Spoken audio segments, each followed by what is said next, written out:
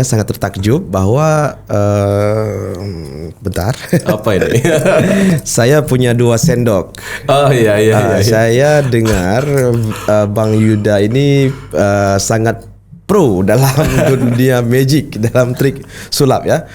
Boleh kita uji teman-teman. Wah, ini dia. Bahaya ini menguji nih.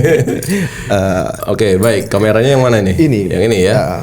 Ini ada 2 sendok ya. 2 sendok, ini sendoknya normal ya.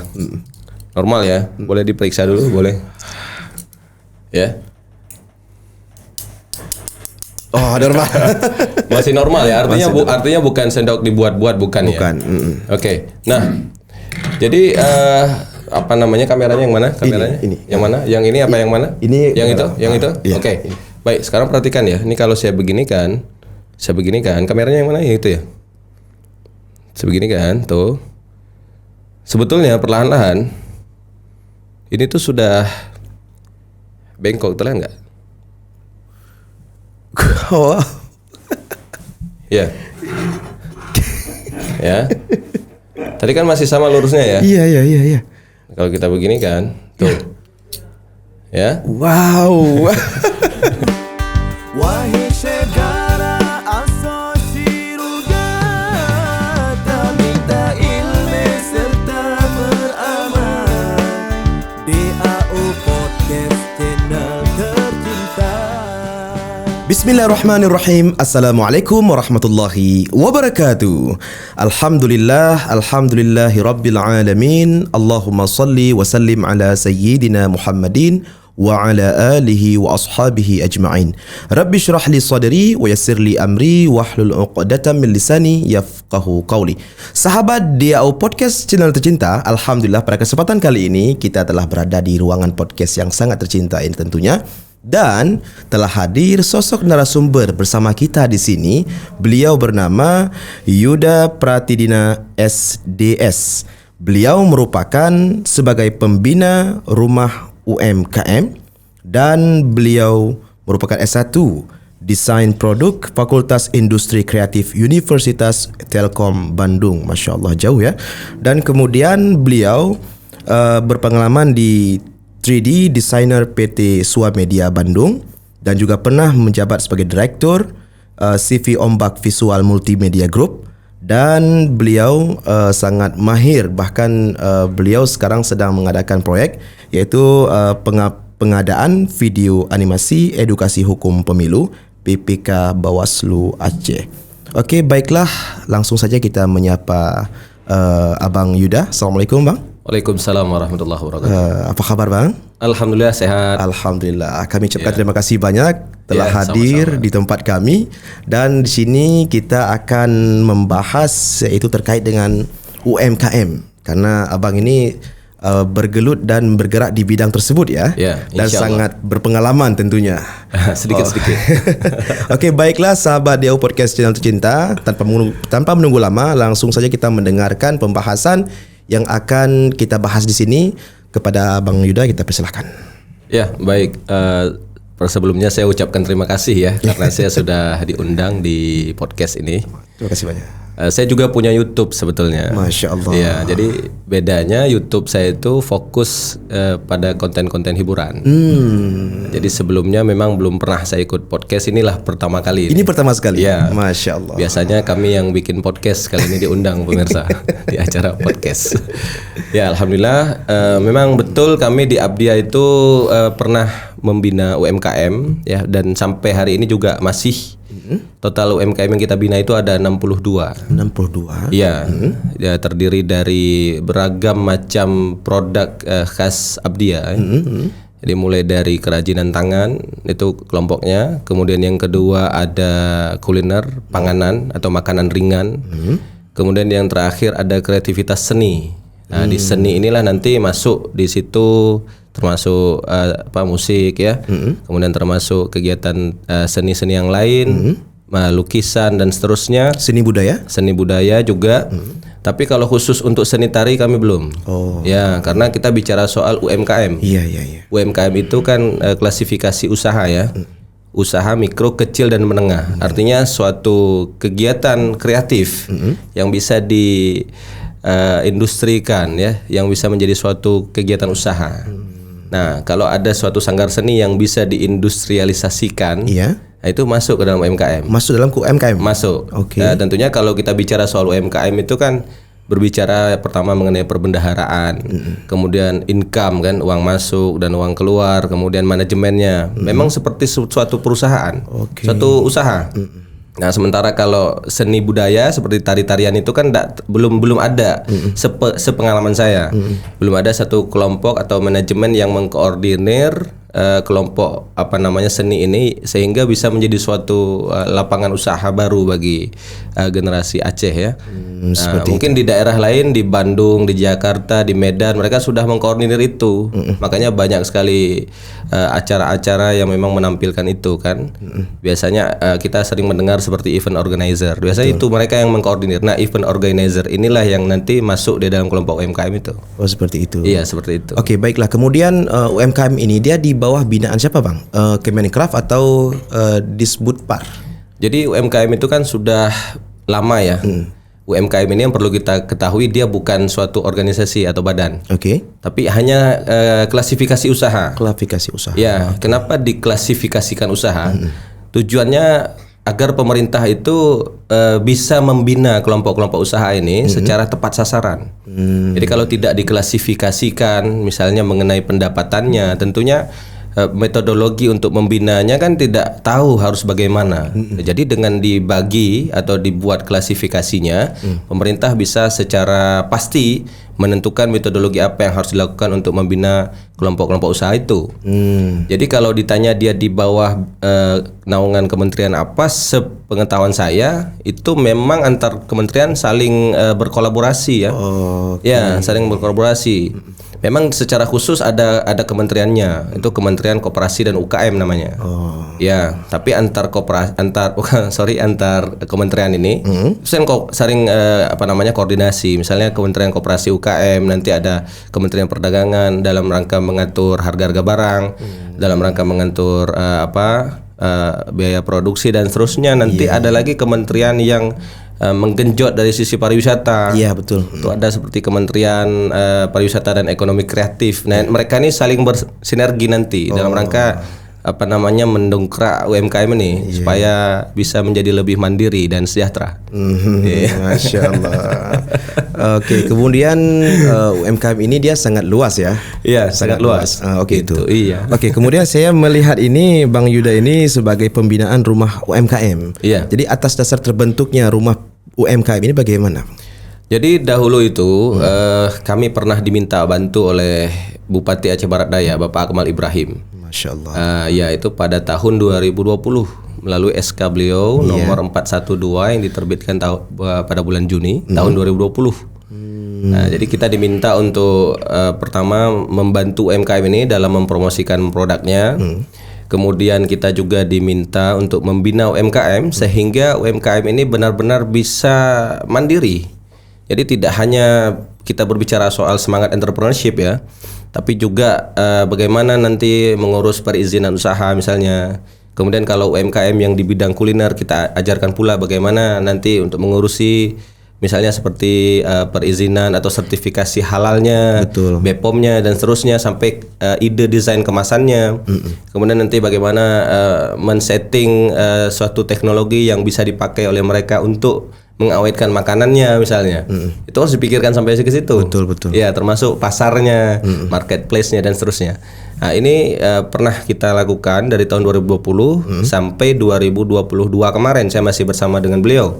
Di bulan Januari saya mengundurkan diri karena saya ingin membina UMKM ini secara independen, secara swasta.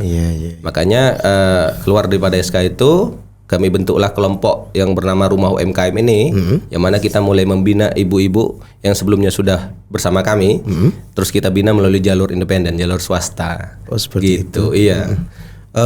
Ya, Masya Allah, ini sangat brilian ya.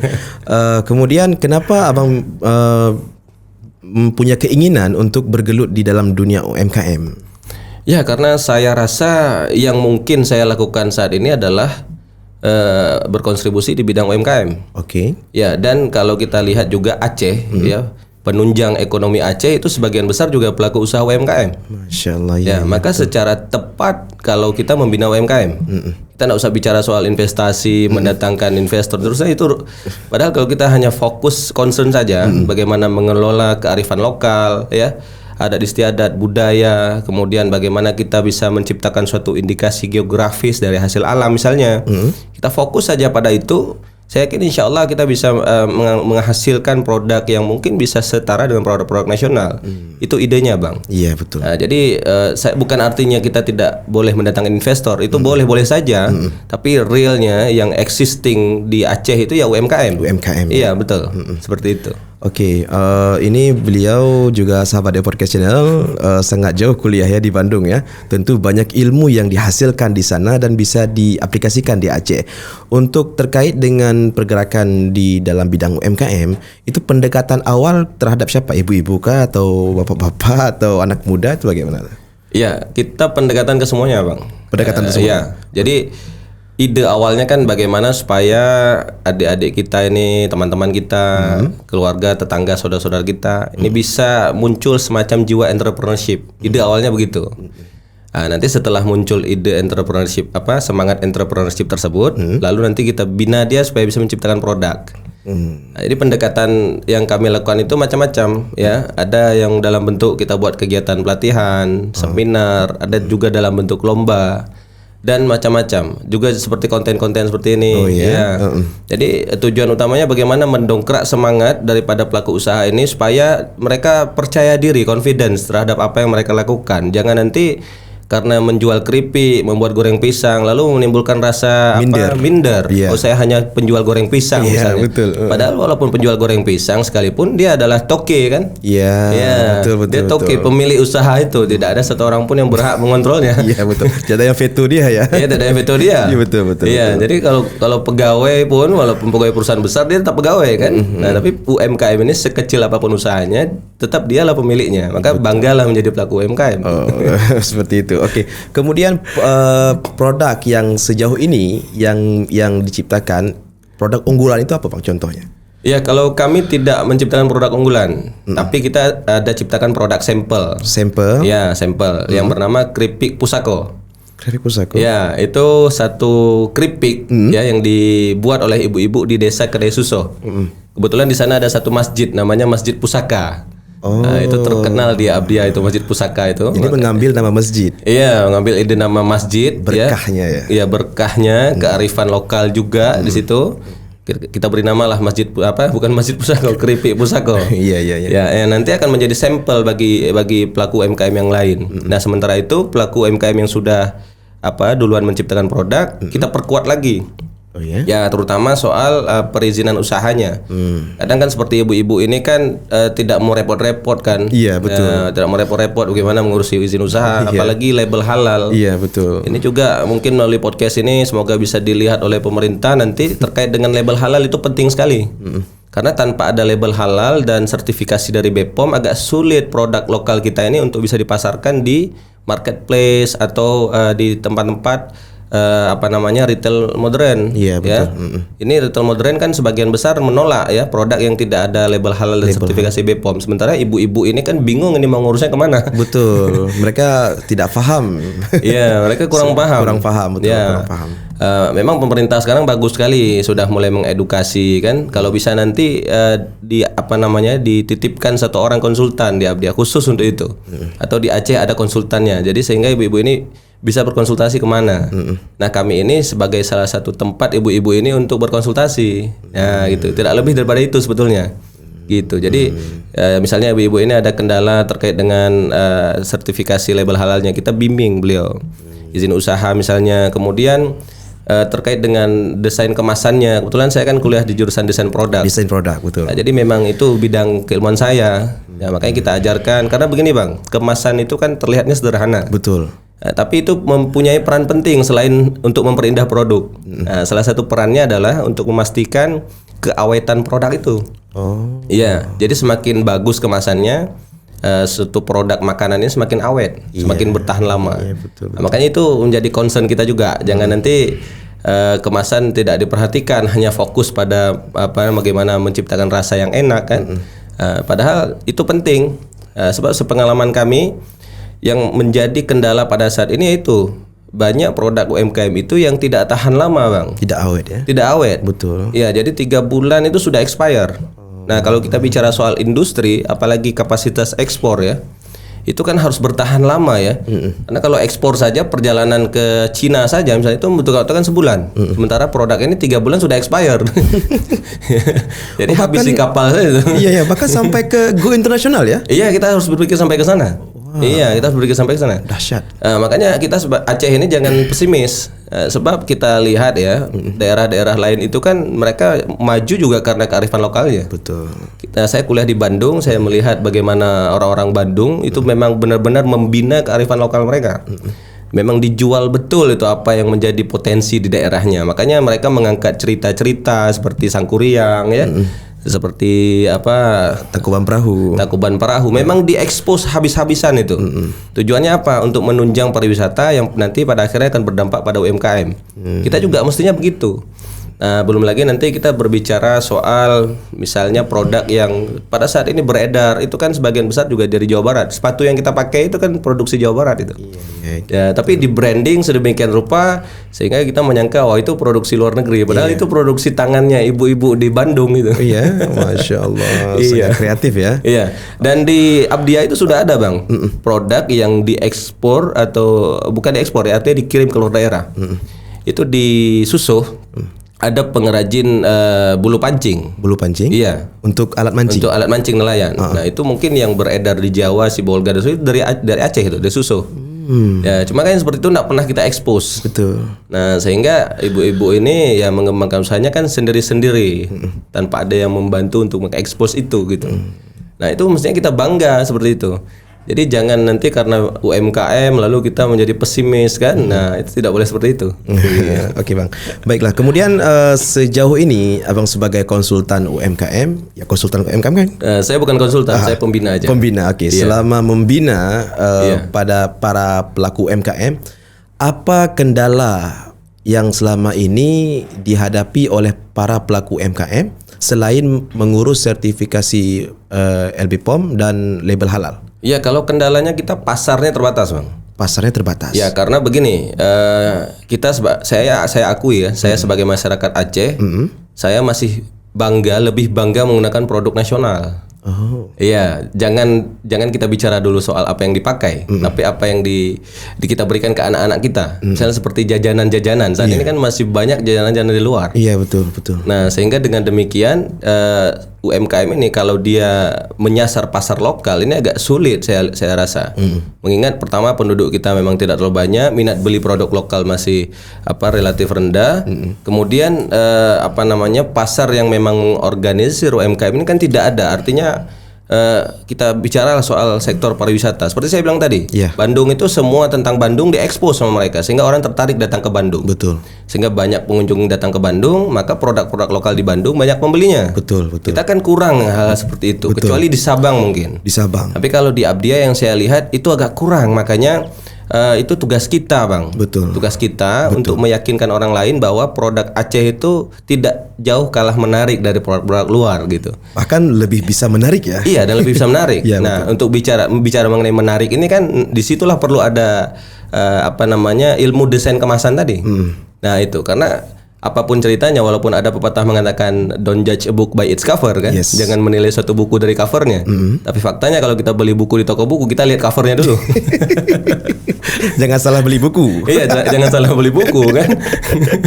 Kan nggak baca isinya dulu kan, lihat covernya dulu. Nah, itu penting makanya. Betul. Oke, baiklah. Kemudian sejauh ini apa harapan dari Abang terkait dalam bergerak dalam dunia UMKM? Harapan dari pemerintah atau ya siapapun yang mengeluarkan regulasi ini? Kalau saya lihat ini pokok persoalannya bukan soal regulasi, Bang. Regulasi kita sudah cukup baik. Sudah cukup baik ya. Sebagai contoh soal perizinan usaha. Perizinan usaha kan sudah dipermudah dengan adanya OSS itu. Nah, jadi bahkan gratis lagi kan.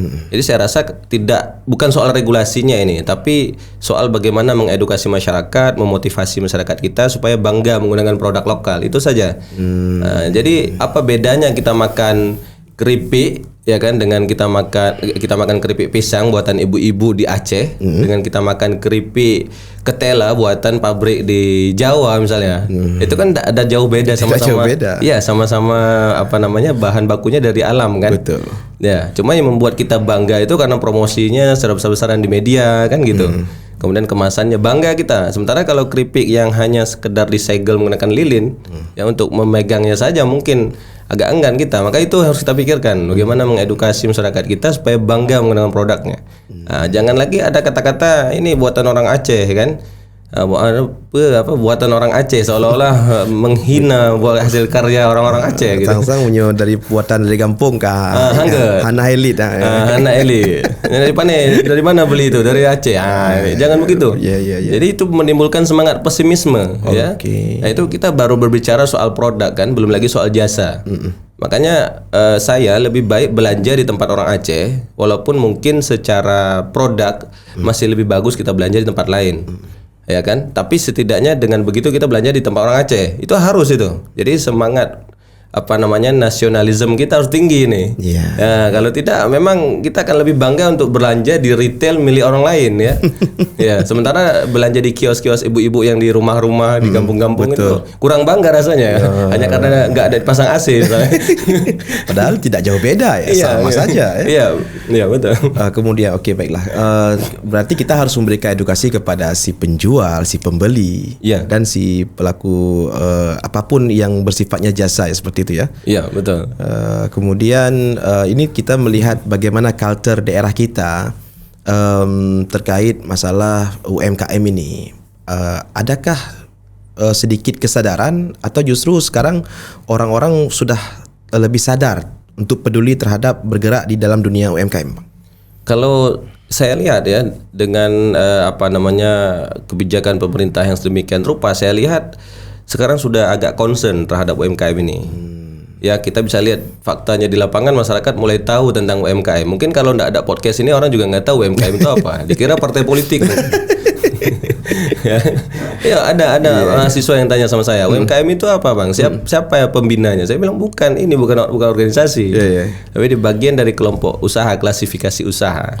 Nah, makanya dengan adanya kegiatan ini dan kita lihat juga masyarakat sekarang udah mulai melek dengan UMKM, dibuktikan dengan banyak pelatihan UMKM. Dan kalau kita baca sekarang isunya kan menjadi trend center itu UMKM itu.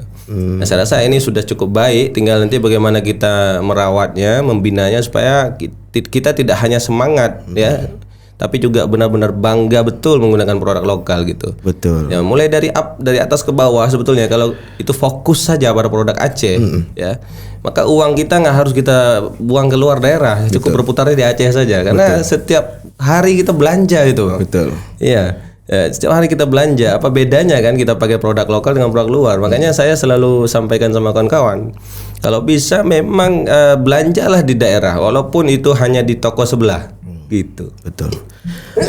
Baiklah. Kemudian juga kebetulan bang, saya ini pelaku dalam dunia pariwisata. Saya tour guide. Saya tour guide. Jadi kami dulu sebelum COVID itu kita sering bawa tamu-tamu daripada Malaysia, kemudian Brunei dan Singapura. Karena kenapa kita lebih tertarik menghandle mereka, mengguide mereka, karena dari segi bahasa mungkin mudah untuk kita bincangkan ataupun kita komunikasi. Jadi pengalaman saya itu sebagai tour guide, kita juga memperkenalkan produk-produk lokal terhadap orang-orang Malaysia. Bahkan kalau misalkan pergi ke Sabang, itu kita langsung kalau bisa kasih pemahaman terhadap mereka bahwa produk-produk kita inilah produk-produk terbaik. Seperti pakaian, kemudian sampai keripik apa namanya itu? Keripik sukun. Ya, keripik sukun. Itu udah langka juga itu.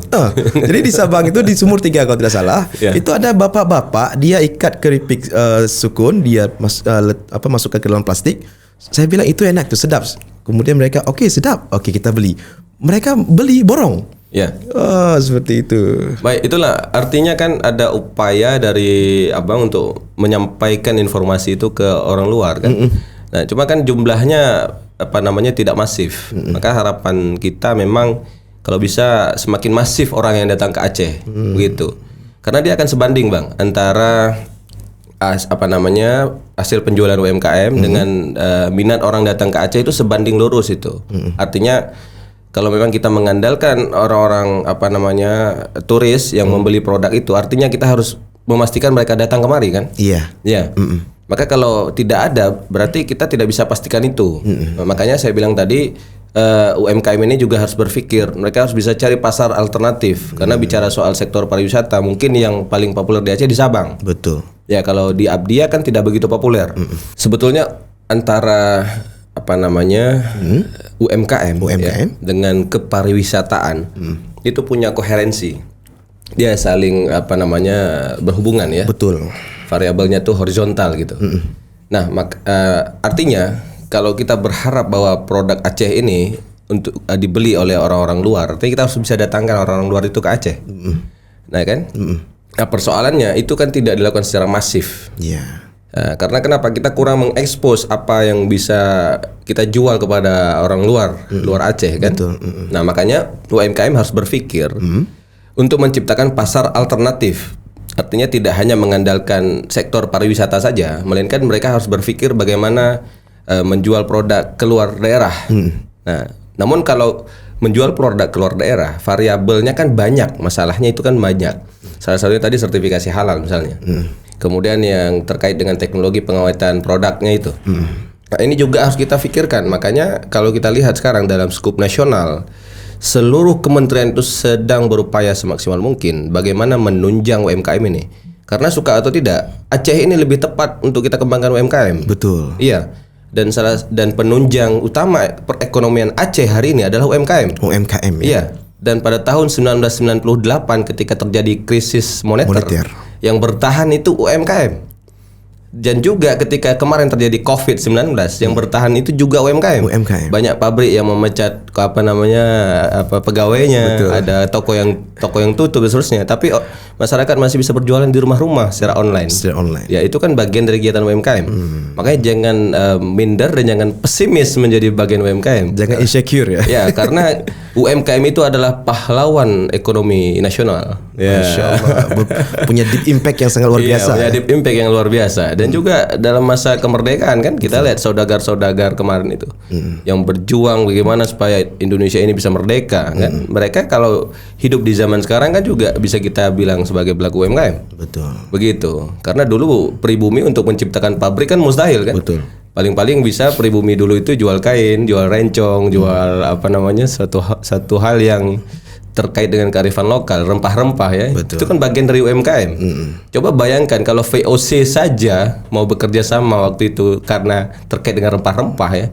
Di Abdia itu ada namanya meriam secupa ya. Meriam itu yang ditukar oleh masyarakat Aceh ya dengan senjata dari Turki itu ditukar dengan apa? Dengan rempah-rempah. Dengan rempah-rempah. Iya, bayangkan kalau rempah-rempah saja dulu bisa ditukar dengan senjata. Ya, apalagi kalau sekarang gitu. Luar biasa. Iya. Keadaan sekarang ya. Iya betul.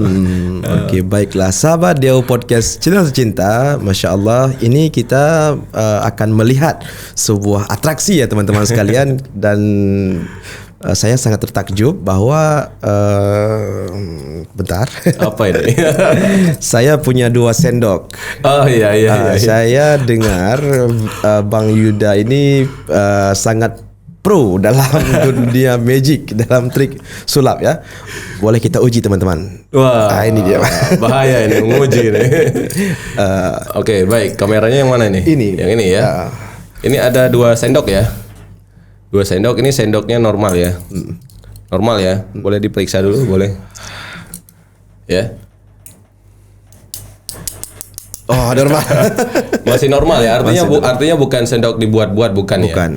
Oke. Nah, jadi kameranya yang mana? Kameranya? Ini. Yang mana? Yang ini apa yang mana? Ini yang itu? Yang itu? Iya. Oke.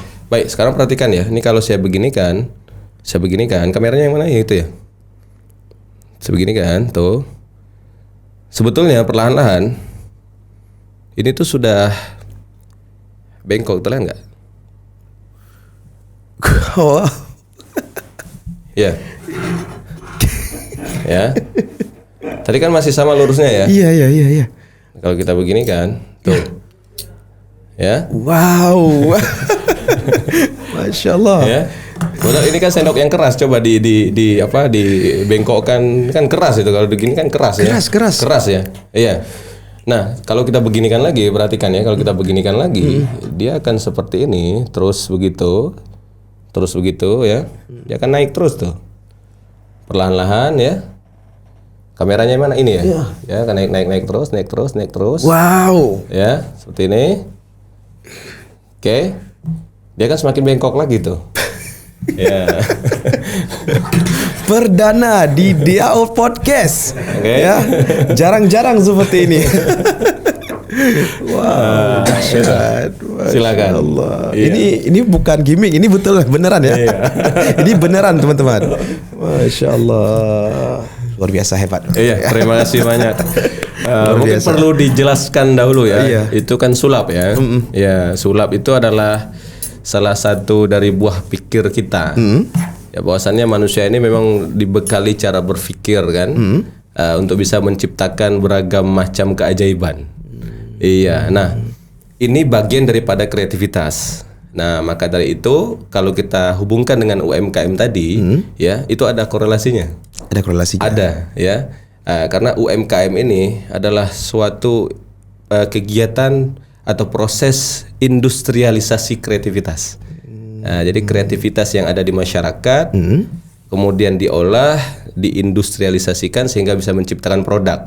Tadi salah satu produknya adalah hiburan sulap. Betul. Ya. Saya alhamdulillah sudah pernah tampil juga di TV sekali. Wow, dahsyat, luar biasa ya. Iya. Wow, di TV nasional. Iya. Kita nggak boleh sebut di sini. Iya, betul. Dicari saja di channel Master Yudia. Nah, di situ ada nanti. Nah, jadi coba bayangkan kalau kita bisa optimalkan kreativitas ini. Ini kan salah satu contohnya, ya. Tapi kan banyak sekali seni-seni Aceh yang bisa kita bangkitkan ya. Seni Rapai Geleng, Rapai Debus, Sedati dan seterusnya yang nanti bisa memancing minat orang datang ke Aceh. Kalau itu saja kita ekspos, saya yakin UMKM kita sudah cukup terbantu dengan itu. Wah, betul. Masya Allah. Oke, harapan ke depan bagaimana Bang terkait masalah UMKM? Ya, harapan ke depan semoga kita lebih aware lagi, lebih peduli lagi terhadap produk lokal ya. Dan jangan malu untuk menggunakan produk lokal. Ya, karena kita lahir dan besar di Aceh, maka sudah barang tentu kita membeli produk-produk Aceh. Ya. Demikian juga kepada teman-teman yang bukan lahir dan besar di Aceh. Maka tolong beri dukungan kepada teman-teman kita di Aceh, orang-orang Aceh, supaya terus mengembangkan skillnya, kreativitasnya, sehingga sekurang-kurangnya kita bisa mengekspos segala hal yang berbau keacehan dalam rangka untuk menunjang perekonomian masyarakat Aceh, khususnya atau umumnya Abdia pada khususnya. Masya Allah. Terima kasih banyak Bang Yuda telah hadir di tempat kita di sini dan telah banyak memberikan tentunya ilmu dan pengalaman dan bagaimana kegiatan-kegiatannya. Masya Allah, ini merupakan suatu kehormatan dan kemuliaan bagi kami di sini dan kepada teman-teman sahabat DAO Podcast channel tercinta. Tentunya di sini banyak ilmu yang disampaikan oleh Bang Yuda untuk kita semua. Mudah-mudahan menjadi yang pertama menjadi sebuah kesadaran untuk kita ingin peduli terhadap UMKM di Aceh, mempromosikan, memperjuangkan produk-produk lokal kita di Aceh, dan mudah-mudahan kita doakan Bang Yuda semakin sukses ke depan. Ya, amin. Dan insya-Allah kita melihat sama-sama beliau ini bakal menjadi orang sukses di Aceh, insya-Allah. Just only, insya-Allah. Insya-Allah. Dan juga semoga podcast ini DAO ya semakin berkembang. Amin. Semakin banyak pemirsanya karena kami lihat ini memang podcast yang sangat positif. Ya. Dan ini harus kita dukung karena ini bagian dari kreativitas masyarakat Aceh yang harus kita dukung ya. Jadi kalau podcast ini Master Deddy Corbuzier bisa viral ya kan. Mestinya podcast ini juga bisa. Insyaallah. Ya, kalau kita satu HP menonton satu kali ya, kalikan saja berapa ribu masyarakat Aceh, mungkin dalam sehari bisa dapat ratusan ribu itu. Iya, gitu. Oke, baiklah, terima kasih banyak Bang Yuda. Juga kami doakan tetap selalu konsisten dan memperjuangkan para pelaku UMKM yang ada khususnya di Abdia dan umumnya di Aceh. Dan sahabat Deo Podcast channel yang tercinta, terima kasih banyak telah dukung channel ini. Yang belum subscribe, di-subscribe karena subscribe itu gratis. Dan kemudian yang sudah subscribe, jangan lupa like, share dan komen. Tulis komen-komen kalian di kolom komentar. Dan apabila ingin merequest judul atau tema, silakan ditulis saja di kolom komentar. Nanti kita akan bahas di video-video selanjutnya, insya-Allah. Sekali lagi Bang, terima kasih banyak telah hadir di sini. Sama-sama. Baiklah. Assalamualaikum warahmatullahi wabarakatuh. Waalaikumsalam warahmatullahi.